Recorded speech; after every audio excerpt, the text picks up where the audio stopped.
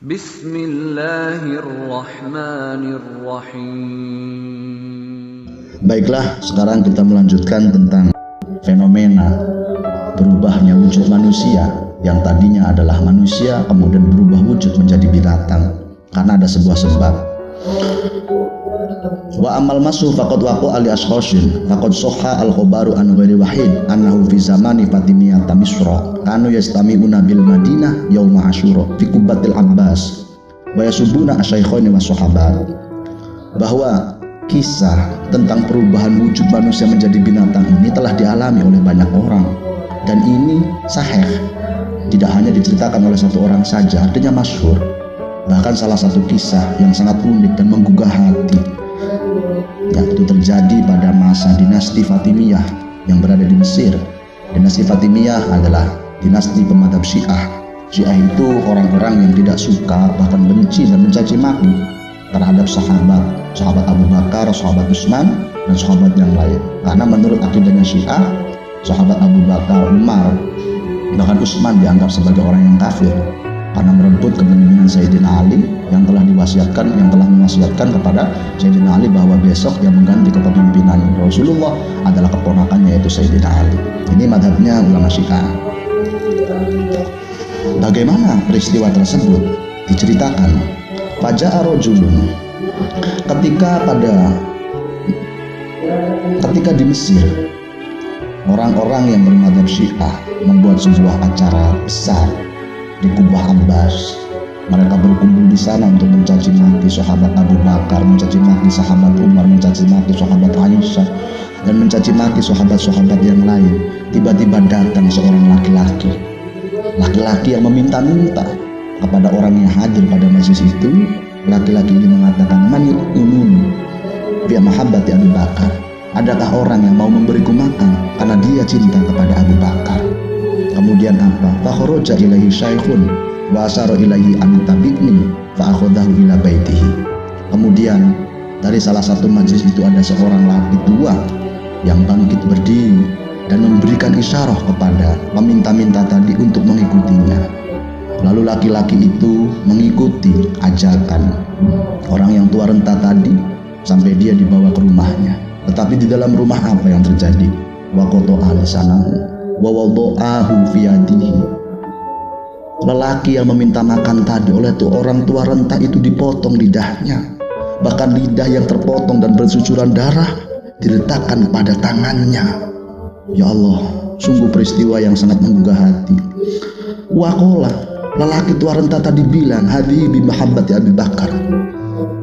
Potongan lidah ini gara-gara kamu punya rasa cinta kepada Abu Bakar. Ternyata orang tua tadi adalah Syiah, orang yang benci terhadap Abu Bakar. Maka ketika orang Syiah melihat ada orang yang mencintai Abu Bakar, dulu sampai orang tersebut dipotong lidahnya. Kemudian apa? Fadhahaba ar-rajul ilal masjid wa sallama ala Rasulillah sallallahu alaihi wasallam wa syaikhaini wa raja'a wa lisanuhu fi yadihi. Lelaki tadi itu datang ke masjidnya Rasulullah, membaca salam kepada Rasulullah dan juga kepada Abu Bakar serta Umar. Kemudian sambil dia membawa potongan lidahnya yang berada di tangan, faqa'ada huzinan inda babil masjid. Setelah berziarah menangis bersimpuh di makam Rasulullah, ia bersedih menangis di pintu Masjid Nabawi.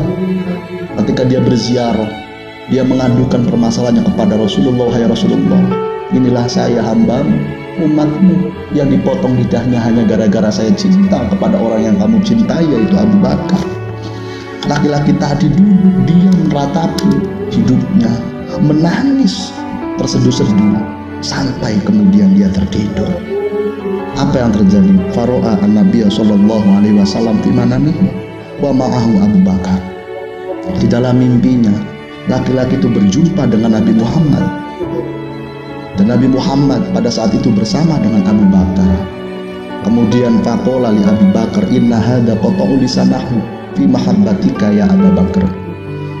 Nabi Muhammad mengatakan kepada Abu Bakar, "Wahai Abu Bakar, dia adalah seorang laki-laki yang dipotong lidahnya oleh banyak orang karena dia punya rasa cinta kepada engkau. Farudda alaih, sembuhkanlah kembalikanlah potongan lidah kepada lisannya. Kemudian Abu Bakar menyuruh laki-laki tadi untuk memasang potongan lidah di tempatnya lagi. Kemudian fa'akhraja al-lisana min yadihi wa wada'ahu fi mahallihi fantabaha. Laki-laki itu mengeluarkan lisan dari tangannya, lalu potongan itu ia letakkan di tempatnya semula. Maka kemudian ia terbangun, fa'idan lisanuhu kama marra. Lidahnya tersambung lagi seperti sebelum dia dipotong. Luar biasa. Ini betul-betul karomah. Dan ini wajib kita percayai. Falam yukbar ahadun law raja'a ila baladihi. Ketika laki-laki tadi sudah sembuh, tidak ada orang-orang yang bercerita bahwa seorang lelaki yang dulu pernah meminta makan di hadapan orang-orang Syiah yang telah dipotong lidahnya, kisah ini tidak diceritakan kepada orang-orang.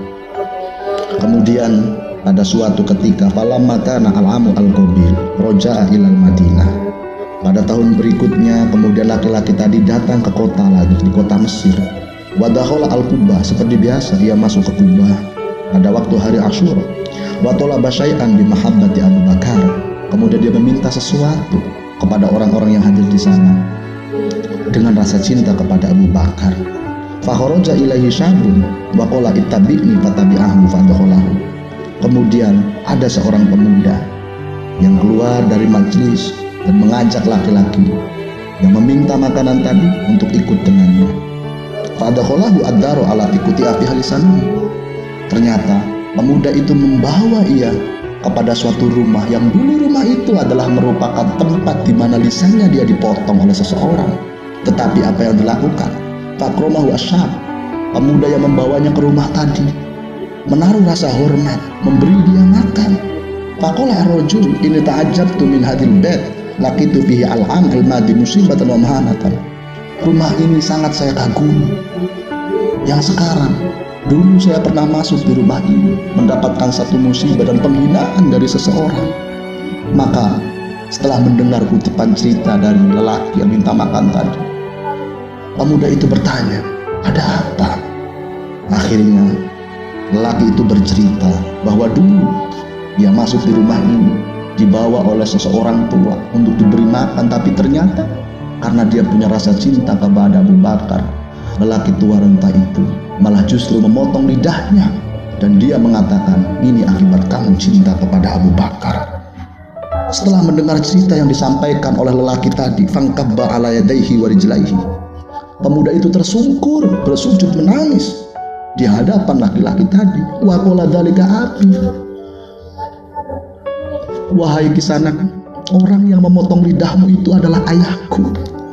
Kemudian waqad masahullahu kirdan, dan sekarang dia telah berubah, tidak lagi menjadi manusia, tapi wujudnya dirubah oleh Allah menjadi seekor monyet. Akhirnya terus kemudian pemuda tadi mengajak lelaki itu masuk ke dalam sebuah kamar, dibuka. Wa kusifan satarihi fa'arohahu kirdan marbutan. Diperlihatkan kepada pemuda tadi bahwa itulah ayah saya yang sekarang telah berubah wujud menjadi seekor monet yang diikat, tidak bisa kemana-mana. Waksana ilaihi wa taba'an madabihi. Setelah mendengarkan cerita yang sangat menyayat hati, dipotong lidahnya seseorang yang mencintai Abu Bakar, dan ternyata yang memotong itu adalah orang tuanya sendiri. Laki-laki tadi bertaubat dan kemudian meninggalkan ajaran Syiah. Wa qala uktum alayya amra walidayya, dan dia berpesan kepada lelaki tadi, tolong jangan ceritakan permasalahan orang tua saya kepada orang lain.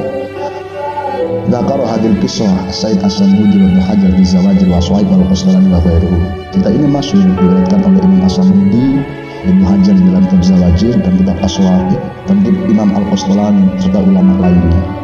Artinya apa? Memang benar seperti yang dikatakan oleh Rasulullah bahwa almarhum ma'aman ahabbahu, seseorang akan dikumpulkan bersama dengan orang-orang yang dicintainya.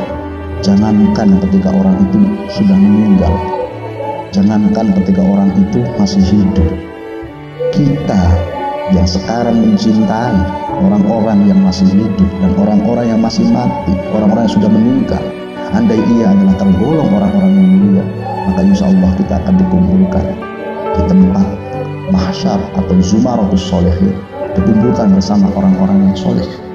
Oleh karena itu, tidak boleh bagi kita hukumnya membenci, mencaci maki Khulafaur Rasyidin, apalagi Abu Bakar telah disebutkan secara abstrak di dalam Al-Quran pada saat menemani Rasulullah di Gua Sur. La tahzan innallaha ma'ana. Jangan engkau bersedih wahai Abu Bakar, karena sesungguhnya Allah bersama kita. Oleh karenanya, kisah ini menjadi sebuah bukti bahwa rasa cinta kita kepada Rasulullah, cinta kita kepada sahabatnya, cinta kita kepada keluarganya adalah merupakan bekal agar kita bisa menyambut kematian, menyambut datangnya kiamat sebagai cinta pembawa syafaat, karena kita mencintai orang-orang yang dicintai oleh Allah. Mudah-mudahan saya dan panjenengan semuanya selalu diberikan rasa cinta yang tidak pernah padam, rasa cinta yang tidak pernah mati, rasa cinta yang bukanlah cinta yang palsu, bahwa kita betul-betul mencintai Rasulullah, kita pun mencintai Abu Bakar, kita pun mencintai Umar, dan mencintai sahabat-sahabat yang lainnya. Amin Allahumma amin. Al-Fatihah.